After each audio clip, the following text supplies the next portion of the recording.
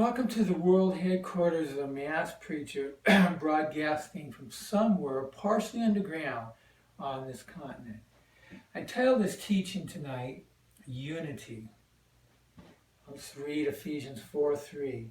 Endeavoring to keep the unity of the Spirit in the bond of peace. Many years ago, there was an event in another state.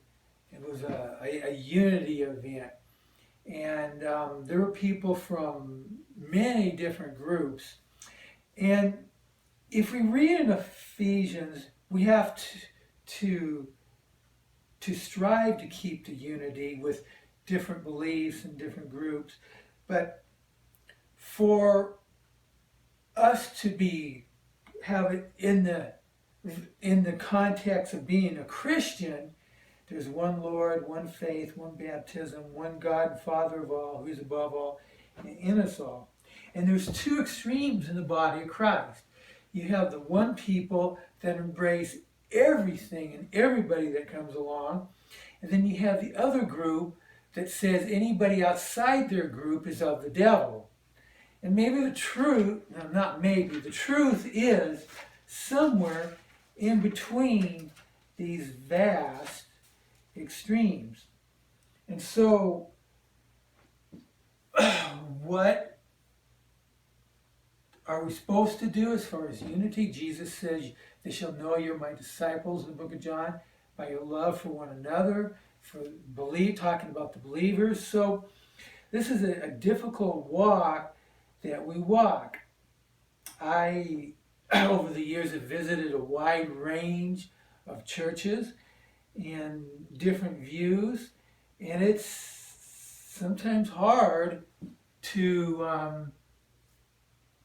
understand where these people are going.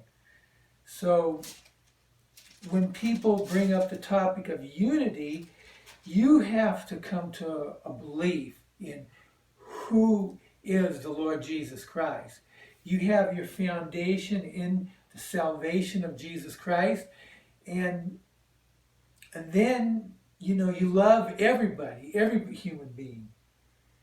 But it's a difficult thing. When do you not have unity with somebody? And there's two extremes. One group says you never not have unity with somebody, and the other group says never have any kind of unity with anybody outside their group. And so we'll spend our lives walking the path on a daily basis. When I was in high school, I went to a chandelier swinging Pentecostal church.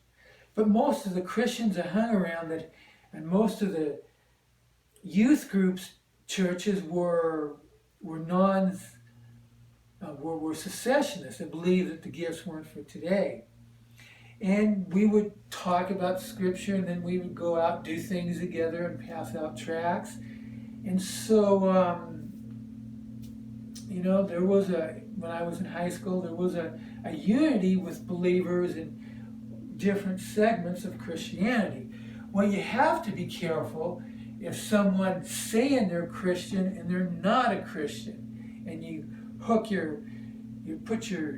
join forces with them. That could be very, very not very good.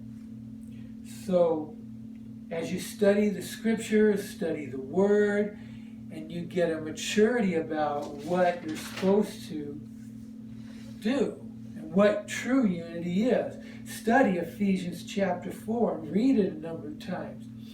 And you'll see a tremendous, especially 4 through about 16, about being strong in Christ, and the offices in verse 11, growing up into a full mature person. If you are a mature person, you have a balanced view about this unity. You're not just accepting everything in the world, and you're not accepting anything in the world. And there's some kind of balance in the middle, and each situation is an individual case. I meet some people in different denominations that I would really have a hard time calling Christian, but are they believers in Christ? I'm not God. I don't judge. I can't judge. I don't send their soul to heaven or hell. But to me, I believe they are from my conversations with them. But God is the ultimate judge. And this unity thing can really be difficult at times. But there's never anything, you can't be nice to people, you can't love people. And so that's my thought on unity. Lord, I just pray for everybody who has turned to this YouTube, and it is a very difficult road to walk on this topic of unity. To really believe in the ecclesia that have been called out by God the Holy Spirit, born again by the blood of Jesus. And when do we fellowship with people, and when we are not brothers in Christ? What us individually, what should we do, Lord, in these things?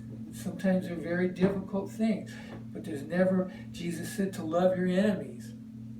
And so to love everybody, 1 Corinthians 13. And so to do what we can to study this without going to either extreme and come to conclusions that we have studied, we have said, okay, this is what I believe on this whatever topic, on what this doctrine is. And